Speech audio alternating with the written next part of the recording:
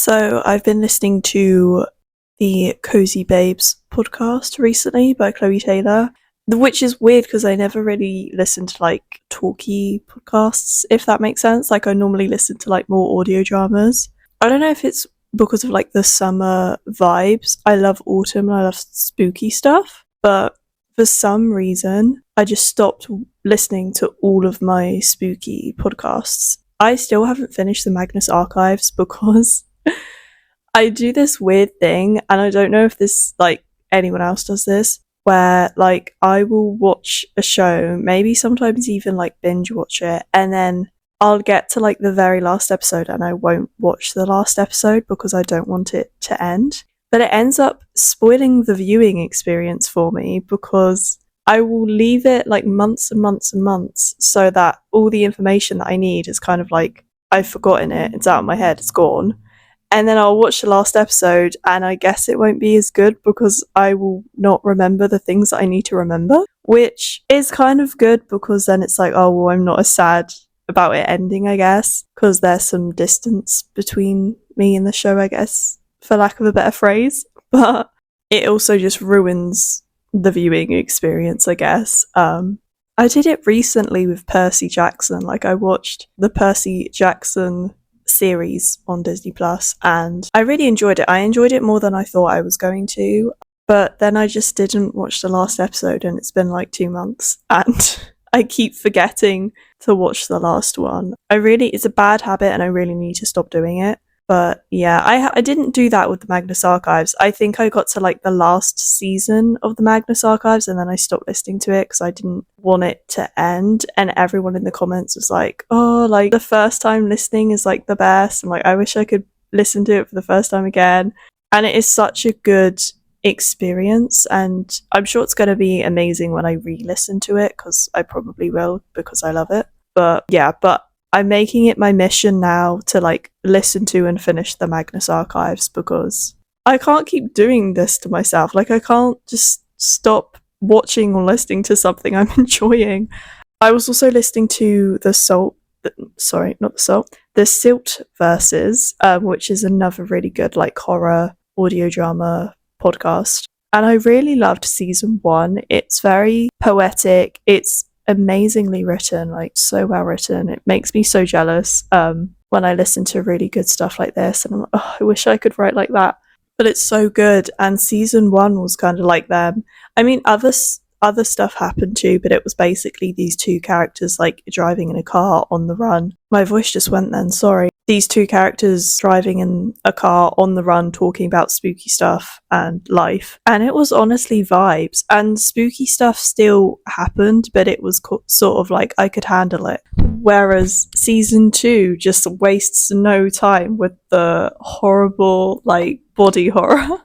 It didn't get bad or anything, like it was still really good and I still really enjoyed it, but I think it was just that some scenes were just so grotesque to me, which obviously they're meant to be and it's horror, but yeah, some of the sounds and like the stuff that they were doing to the characters, I was like, I don't think I can take this. Also, I listened to the podcast when I was like doing my shopping and I was just walking around Aldi being like, I really hope no one else can hear these people getting like brutally unalived in the most like weird way.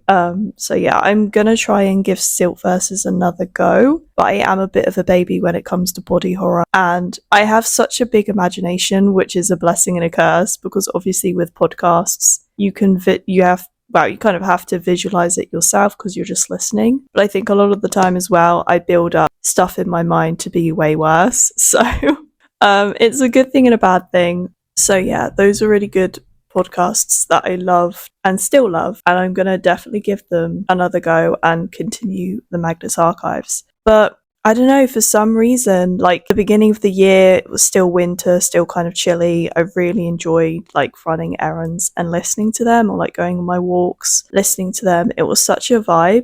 But now for some reason, I've been really going off listening to podcasts. But I did find the Cozy Babes Club podcast by Chloe Taylor, who, if you don't know her, check her out.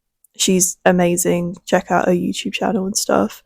She makes like tarot card videos and like life advice and stuff like that. Basically stuff that I do, but put way more elegantly and much better said. So yeah. But I was listening to a podcast episode. I believe it was like a Q&A episode with her, and she was talking about enjoying other people's success and feeling like you're not being celebrated, because I think one of the questions was someone was asking about like being in a friendship and feeling like you're not being celebrated and feeling like that friend, you know, is this friend justified for not celebrating me because they're not sharing my success, or they're not, you know, being as successful as me, or whatever it was. I think this friend was just giving her a hard time, or not really celebrating her, or being a bit miffed that she was experiencing the success and the friend wasn't.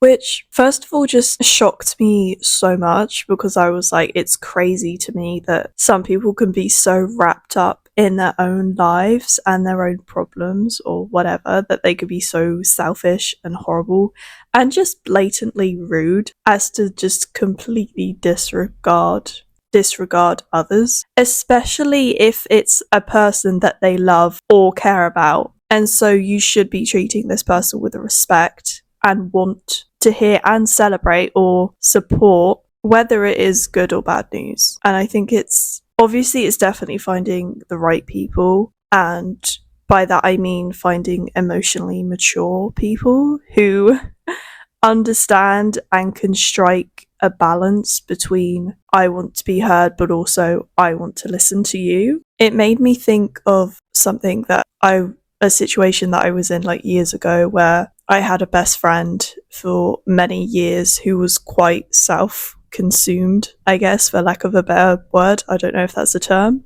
but she was quite self-consumed for most of the time that we were friends. And I never really felt like I got much back from her in terms of like her caring what I was going through, or like just my interests.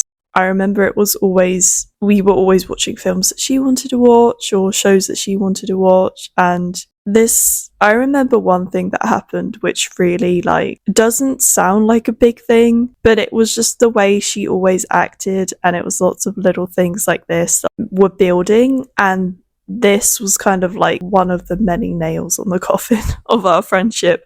But she came around my house, which I was always kind of always going around her house, which I didn't mind, but it always kind of felt like, you know, why can't you go around mine for a bit? And, you know, I was really, really excited because I wanted to show her one of my favourite films ever. And we were always watching shows or films that she wanted me to watch, which again were fine, I didn't mind, but I just wanted her for once to like watch one of my favourite films. And even if it's not your thing, like I still want to show you because it's something I love, and you don't have to love it, you can just be excited because I'm excited. And I just remember the whole time she was on TikTok, and not even like subtly, like it was like her phone was on full volume and she was scrolling through TikTok. And I kept saying her like, look at the film, look at this and all that. And she was just so like blatantly bored, or like not even bored, just like disinterested. Like she didn't even bother to give the film a chance, if you know what I mean. And I know we've kind of all been in situations where like someone's showing us something and maybe we don't care about the thing, but we try and be engaged or be interested because, you know, it's a person that we care about, or maybe not even a person we care about, just someone who we want to like respect.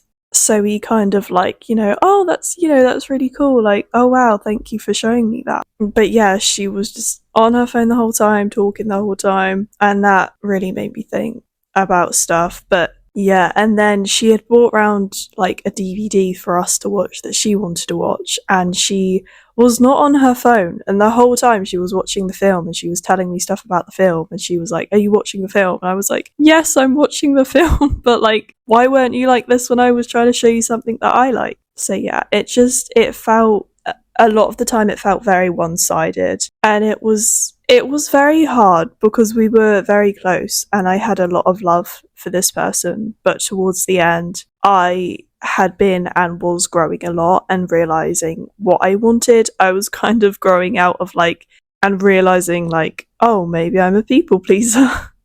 And maybe I want more, and maybe it is okay if I ask for things that I want. And I don't think she was growing, or maybe she wasn't growing in the same way, which is fine, but some people just grow away from each other. And I had tried multiple times to express my needs in, a kind and polite way. Like, I love this person, I respect this person, and I kept, trying to just gently say, hey, you're not giving me that much. I would like this from you, please. And she never really followed through with it. She never really bothered, or she would just come back with, oh, I'm sorry, I'm trying, but it's been so hard for me. And that's really important too, is just having communication and being patient. I'm really lucky with the friend that I have now. I mean, I have a few friends, but one friend that I'm very close with in particular, we very much just fit into place very naturally. Like, our friendship grew quite naturally. And we were friends before, but we weren't close. And then we moved in. Wow, I moved into her flat while we were studying for our master's degree, and that's how we kind of grew closer. And it was likely as well, we, living together, you are probably going to get close with the person you live with. But also, we are just two emotionally mature people. She's very honest, and I would say she's more logical than I am. And I feel like there's no BS or egos involved. The way I like to explain it is, one of my favourite shows is called The X-Files. And basically the two main characters are these FBI agents, and there's Dana Scully, who is quite logical and scientific, and she's quite grounded. She kind of tries to look at all the evidence before she jumps to conclusions. Whereas her FBI agent partner, Fox Mulder, he's very into aliens and conspiracies and all of that. And he does sometimes get carried away with himself, whereas Dana tends to be that sort of tether for him to bring him back down to the earth. And I wouldn't say I'm as into all of that as Mulder, I guess, but I am definitely more of the Mulder in the friendship, and she's definitely more the Scully. But yeah, I feel like even if you have a good, strong friendship where there are like no egos, no BS, even when you are two emotionally mature people, you're still gonna have to very much communicate at certain points your needs and express what you would like from that person. Because nobody is a mind reader, and even though you may think that it's pretty obvious what you need or what they should be doing, it might not be that clear to them, or they might be doing something else that they think you want them to do, or that they think is helpful. They might be, or you might be going through something, that they've gone through, or you might be going through the same thing at the same time, and we all deal with things differently. So even though you or they might be doing something that they or you think is helpful, we all deal with things in different ways. And we also just have like different love languages, and different things mean a lot to different people. Like, I love words of affirmation and gift giving, whereas my current best friend loves acts of service. And when we were living with each other, we used to always give each other compliments, and she always gave me compliments. We were just always hyping each other up. And when she gave me gifts for like my birthday or Christmas, or one time, again, like randomly, I was just feeling really, really down, and she got me flowers and Halloween cupcakes and just a bunch of stuff that, like, to her probably didn't mean that much. She was probably just like, yeah, she's sad, like, I'm just gonna cheer her up because I'm her friend, that's what I do, whatever. But to me, it was like the biggest thing ever, and I like felt so special, and it really did cheer me up. But to her, acts of service really mean a lot. So sometimes, again, when we were living together, I would do her washing up just because of her job. She had to get up pretty early, and she would eat late most nights as well, and she would go back to bed. So to me, I would just like clean up for her, just to like help her out. I wanted to make things a bit easier for her. It was one less thing for her to do, or like to worry about, but it wasn't a big deal to me. I didn't really think anything of it, but to her, like, we had a conversation about love languages one day, and to her it was like a really big thing, and she was like, you know, I'm an acts of service girly, and like when you do the washing up for me, that's like a really big thing, and like I'm so thankful for it, and like, you know, I never expect it, but when you do it, it's just like, I'm so thankful. But like to me, I didn't even think about it. I was just like doing the washing up for her, but like to her it was like a really big thing. So we all have like different things that mean a lot to us. So definitely communicate what you need or what you want, because that is important. But if it is getting to the stage where you have done this multiple times, like I did with my other friend, then maybe it's time to take a step back and decide on next steps, rather than just keep asking and meeting a brick wall. I think for me, my old friend and I were certainly drifting away at this point. So it made her not asking about me even more obvious and irritating, because we'd spend months not seeing each other and yet still there was no change. I was definitely growing in confidence and self-worth at that point. I wasn't really getting any joy from the friendship. I was noticing that it was more stressful or like emotionally difficult to experience being treated this way. I could have just let it go like I had done like 1,000 times. I couldn't just like, you know, justify it anymore. And yeah, like I said, a lot of little things just built up over time, and it just made it glaringly obvious that I just wasn't happy in the friendship anymore. And I made the decision that I no longer wanted this friendship in my life, and I ended it. I still had love for this person, but it was an energy that I just couldn't have in my life anymore, and I didn't want in my life. I still did it with respect and love, and it was very anxiety inducing. She had meant so much to me for so long, and I kept waiting for her to change. I kept wanting to give her endless chances, and my brain kept coming up with all these beautiful memories with me and her, because of course there was a lot of good times, and you know, this voice in my head kept telling me that I was making a mistake, but in the end I knew deep down it was the right thing to do. And I think when I do have these moments of missing her, it sounds horrible to say, but I more miss the feeling of like having a best friend like that, or missing the things we did, or maybe missing that time of my life more than actually missing the person. But the point is, communication is very important. And I know that I said that my current friend that I'm very close with, I know I said that me and her just clicked and it was all quite natural, which it was. And we are both quite emotionally mature, but that's not to say that there's still not hiccups or little bumps in the road. Like, every relationship is going to have things that we need to work on. We're all going to piss people off sometimes, or annoy our loved ones at some points, probably without knowing, but maybe sometimes even intentionally too, especially if you have siblings. And you know, we all know that we just love to annoy our siblings and they love to annoy us. But again, that's where communication is so important. There was a time when me and my friend were going through something else with like another group of people, and she kept making these comments that made me feel like I was doing something wrong. I wasn't on her side, or it made me feel like she felt like I wasn't on her side, or like I wasn't doing enough to help her or support her. And I would try to support her and be a better friend, I guess. Like, I would beat myself up for being a bad friend. But she would still make these comments. So in the end, I just brought it up with her.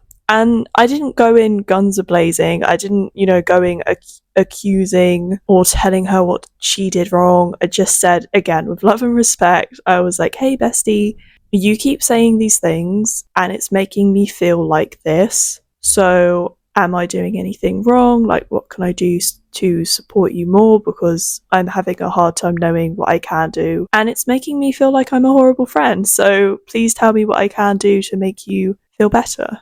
And she listened to me and she explained what she meant by these comments. And it was actually nothing to do with me. It was just her frustrations at the situation. And I was basically taking what she had said in the completely wrong way, and I was kind of like thinking they were about me when they weren't. They were just about the situation, and it was me overthinking. But it would have affected our friendship if I hadn't said anything, because I would be harboring these things and maybe acting out of insecurity or whatever, and she would have been none the wiser because she was just saying these things because she was annoyed. So it was good to clear the air and get things out, because it's okay to be confused. It's okay to ask someone what they need. It's okay to misread something, as long as you just like say, hey, I'm a little confused, or hey, what do you mean by this? And you'll probably find that actually it has nothing to do with you and it's all okay. Also, she met me with such patience and understanding. She didn't jump in or interrupt me. She let me say my piece and she truly listened to what I had to say, and then she apologized. She was just very shocked that I took it that way, and she was very apologetic, and she was like, oh my gosh, I'm so sorry, I did not mean it that way. And she explained what she meant by it, but without being condescending, and it was just a good moment of honesty and respect between us, and obviously just clearing the air. But I was never really used to being met like that. Even though this was my best friend, I was so nervous to talk to her, just because this was maybe our first hiccup or thing in our relationship, and I was never really used to being heard out or being met with someone who actually was willing to hear me out and listen to me and admit that maybe they had a part to play in something, or just apologize. Even though she didn't really do anything wrong, she was still just so willing to listen to me and understand where I was coming from, which was so nice. I feel throughout my life, whenever I've tried to communicate with others, it's always felt very passive aggressive or defensive. I think people a lot of the time take it as an attack on them and they get really pissed off. I've got hit with the line, oh, so I'm a terrible person, so many times. And every time I hear those words, it makes me want to scream, because I'm like, really? Or people use something well, it's been hard for me, or I've really been going through it, and it's just very focused on themselves and how they're doing, and just feeling I don't know, I just feel I've never really been given the space or patience by someone who actually wants to hear me out and understand how something has affected me. And I think that's something to remember as well, is that if you are the person that is being told these things, maybe someone is coming to you with something that you've been doing that has had a negative effect on them, it is very easy to feel angry or ashamed or embarrassed or upset at yourself, or maybe even with them. And so it's very easy to act out of impulse with these emotions. My therapist once explained to me that there's 3 parts of the mind kind of thing. So there's a computer that files everything away, and the memories and the facts and all this information. And then there's more a human, empathetic side that's capable of listening and understanding. And then there's the chimp side that's just very aggressive and defensive. It makes me think of the monkey from Toy Story, the one where they go to the nursery and there's this monkey with the symbols, and he's the security guy, and he watches all the security cameras for any toys trying to escape the nursery, and he just whenever he sees someone trying to escape or something sus on the cameras, he just screams and claps his cymbals together. And it's very that is how I imagine it. It's very easy for us when we hear negative things about ourselves, for the chimp side of our brains to just scream and throw shit and just be very defensive and scream and clap our cymbals like the monkey from Toy Story. But there is a difference between someone purposely telling you negative, awful, maybe even untrue things about yourself with the intention of making you feel bad or small, and then someone coming to you with something you're doing that is affecting them in a negative way, and they want to express their feelings to you because they love and respect you, and they love having you in their life, so they want to sort the issue out. Obviously, I didn't tell my friend these things because I wanted them to feel bad. I told them because I love having them in my life, and I knew that this thing was affecting me and would affect the friendship eventually. In one case, I wasn't listened to, so I ended the friendship. In the other, it was nothing. We cleared the air, we moved forward. There was nothing more to it. there will be different outcomes, but I think a lot of the time people do take it as a personal attack. And don't get me wrong, I might feel a bit insecure or ashamed if that happened to me, but it is okay to admit that you did something wrong, or it is okay to admit that actually you didn't know what you were doing, or that you're a bit out of your depth, or a bit unsure about how to handle a situation, or whatever. Maybe someone has come to you because they don't feel supported, and maybe to you, you're doing loads of things for them, so you're annoyed. But just trying to make that effort and say, hey, I hear you, I'm doing these things, but maybe it's not the things that you actually need. I am trying, but I'm a bit unsure at the moment, so please tell me what I can do, or something like that. And actually just try and listen to what they're saying. Of course, if they're meeting you with respect and love, it's a bit different if they're disrespecting you and just, saying all these things to make you hurt. And I think as well, just having like a nice, respectful conversation, clearing the air a bit. They might realise certain things too. They might say like, oh, I now noticed what you do for me. I now realise what you're trying to do, and I'm thankful for those things, but I need more of this other thing, actually. I think that would really help me out more than what you're doing right now, but I appreciate you trying. And as long as we're trying to meet each other with respect and understanding, and also just taking things a little less personally, which is hard, trust me. I know I'm very sensitive and I used to people please a lot. So there was a time where if someone told me that I had done something wrong, or on whatever level, I would think I was the most awful person in the world. But at the end of the day, this person has come to you because clearly they value your presence in their life and they love and respect you so much that even though you may have done something that has affected them in a certain way, they are willing and wanting to get through this because they value you and they love your relationship, friendship, whatever. And if you think of it like that, it's less scary, for me anyway. Because if they didn't care, they would have just walked away already without even giving you a chance to speak or change, So you just have to bear that in mind. They're not seeing you in this terrible way. They're probably still seeing you in a good way. Otherwise, why would they go to the effort to have this conversation with you?